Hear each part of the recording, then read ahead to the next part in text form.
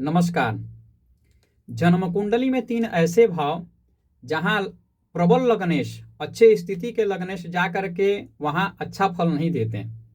अन्य ग्रह अच्छी स्थिति में होने पर भी वहां अच्छा फल नहीं देते हैं। वहीं एक ऐसा ग्रह है जो उन भावों में होने पर प्रबल वृद्धि कारक बन जाता है, अच्छा फल देने वाला हो जाता है। जी हाँ, एक ऐसा ग्रह है जो कि है शुक्र, जो कि सुख समृद्धि के कारक भी है। और वो भाव हैं 6, 8, 12। जी हाँ, जन्म कुंडली में 6वां, 8वां और द्वादश भाव ऐसे हैं जहां अन्य ग्रह आ करके वहां प्रबल विहीन हो जाते हैं, यानी अच्छा फल देने वाले नहीं होते हैं। वो खराब फल नहीं देंगे। उनकी जब भी महादशा चलेगी, अंतरदशा चलेगी, वो अच्छा फल नहीं देंगे। वहां पर उस भाव से संबंधित, जैसे 6वें से है तो 6वें में रोग, रिपु, ऋण। अष्टम से संबंधित गुप्त जानकारियां इत्यादि हैं। मृत्यु भाव है तो एक्सीडेंट इत्यादि के करा देना इत्यादि करा देते हैं अन्य ग्रह। द्वादश में व्यय करा देना इत्यादि चीजें होता है। परंतु ये शुक्र ऐसा ग्रह है जो इन भावों में अच्छा बन जाता है। जैसे यदि शुक्र 6वें भाव में हो, रोग से मुक्ति दिलाता है। रिपु यानी शत्रुओं से मुक्ति दिलाता है। शत्रु ऐसे लोगों के होते ही नहीं हो, मित्र बन जाते हैं। शत्रुहंता योग बनाता है। हालांकि अन्य ग्रह भी कुछ हैं, जैसे शनि, गुरु ऐसे हैं कि जो 6वें भाव में हो तो शत्रुहंता योग बनाते हैं, परंतु रोग से मुक्ति नहीं दिलाते हैं। ऋण उनकी और वृद्धि हो जाता है। परंतु ऐसे जातक यदि ऋण लेकर के कार्य करें, जिनके 6वें भाव में शुक्र हो, शुक्र की स्थिति अच्छी हो, तो ऋण लेकर के कार्य करें तो वो वृद्धि को प्राप्त होते हैं। परंतु ऋण लेना उचित तो है नहीं, लेकिन ऋण लेकर कार्य करें तो उसमें वृद्धि को प्राप्त करेंगे। उसी प्रकार से अष्टम भाव में यदि शुक्र हैं तो अष्टम भाव में उनका जो है बहुत दिलचस्प हो जाता है स्थिति। जैसे वो सुकून की जिंदगी को जीने वाले, सुकून की जिंदगी जीने के लिए कोशिश करते हैं, अनुभूति प्राप्त करना चाहते हैं, शांति सौंदर्य में रहना उनको बहुत अच्छा लगता है। और गुप्त जानकारी, ऐसे जातक गुप्त जानकारी रखते हैं, गुप्त में रहना पसंद करते हैं।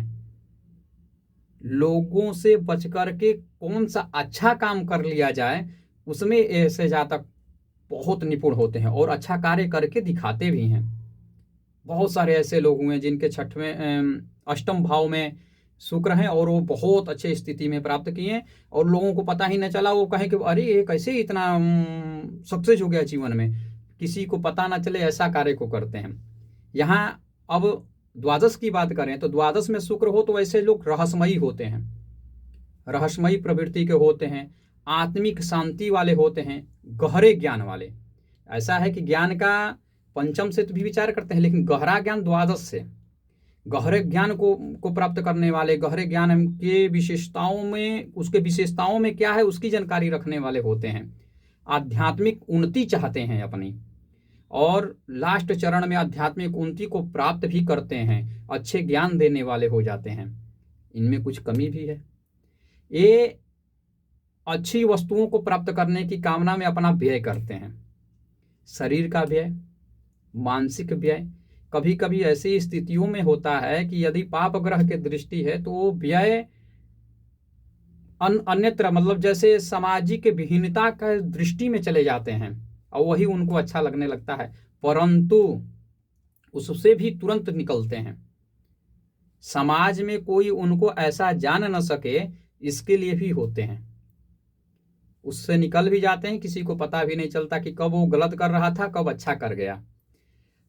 तो ये है दिलचस्प स्थिति शुक्र की। क्या आपके किस भाव में शुक्र हैं, आप उनको देखिए। यदि शुक्र के विशेष स्थितियों के बारे में जानते हैं कि द्वादश भाव में कौन से भावों में क्या फल को देता है, इसके बारे में विशेष एक वीडियो में हम लेकर के आएंगे और आप सबके सामने प्रस्तुत करेंगे। चैनल को सब्सक्राइब कर लीजिए और बने रहिए। बहुत सारे दिलचस्प बातें लेकर के आएंगे जो आपसे, आपके ज़िंदगी से जुड़े रहेंगे। और अपना प्रश्न जरूर रख दीजिए। अपने बारे में जानकारी चाहते हैं, जन्म कुंडली का अध्ययन कराना चाहते हैं तो अपना कमेंट बॉक्स में जन्म तिथि, डेट ऑफ बर्थ और जन्म स्थान जरूर डालें। नमस्कार।